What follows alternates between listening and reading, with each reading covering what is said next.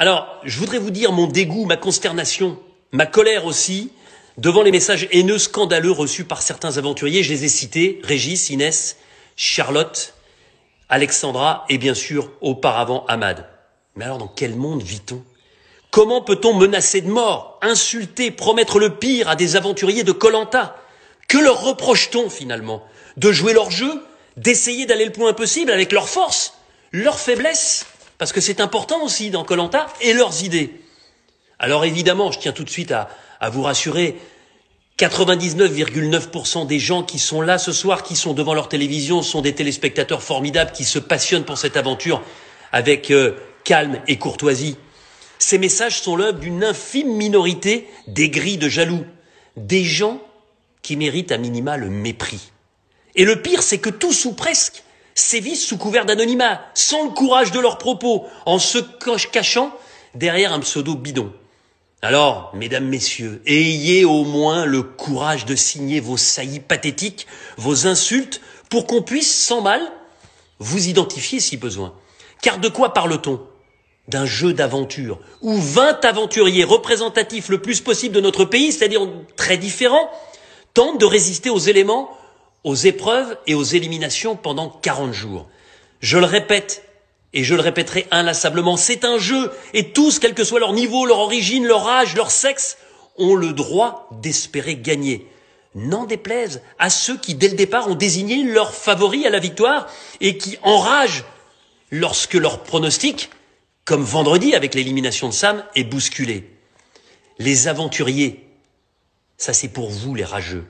Les aventuriers sont maîtres de leur destin de bout en bout. Un petit coup de téléphone en même temps. C'est ça qui vous rend dingue.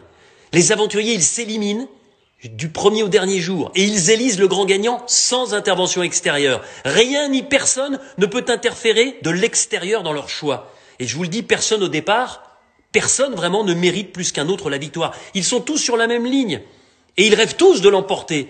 Ceci dit, ça n'empêche en aucun cas, bien sûr, de vivre passionnément cette aventure dans votre canapé, d'avoir vos favoris, de vous identifier à certains plus qu'à d'autres et d'exprimer vos sentiments via les réseaux sociaux. Mais de grâce, faites-le avec retenue, mesure et discernement. Vous vous rendez compte? Menacés de mort, de représailles, traiter des pires insultes des gens que vous ne connaissez même pas. Vous ne les avez jamais rencontrés, les candidats de Koh-Lanta. Vous ne les voyez que par le prisme de la télévision. Et donc vous les menacez juste pour un jeu, juste parce que vous n'êtes pas d'accord avec leur stratégie. Mais où va-t-on? Tout ça pour un choix, une stratégie ou une alliance. Alors encore une fois, je voudrais apporter mon soutien le plus total à tous ceux qui ont vécu ça. Mais il y a eu Clémentine avant, il y en a eu d'autres sur les saisons précédentes. Mais là, cette année, il y a eu d'abord Ahmad, puis il y a eu ensuite effectivement Régis, Inès. Voilà, voir Inès en pleurs sur les réseaux sociaux, c'est pas quelque chose qu'on peut accepter parce qu'elle est déstabilisée.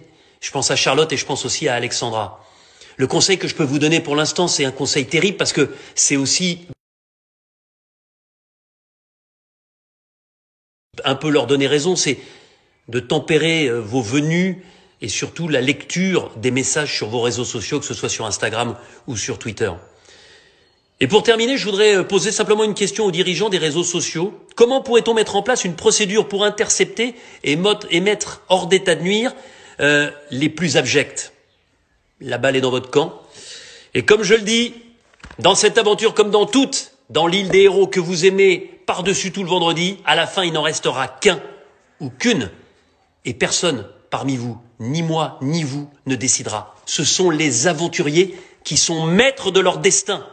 Suivez-les, aimez-les, vibrez avec eux, contestez leurs décisions, mais avec élégance. C'est ça aussi le charme d'une émission participative comme Koh-Lanta. Voilà, c'était la petite parenthèse, mais j'en avais gros sur le cœur et je voulais vraiment le dire parce que là, on a dépassé des bornes dans les mots, dans les actes, dans les menaces, et ça doit vraiment ne plus exister.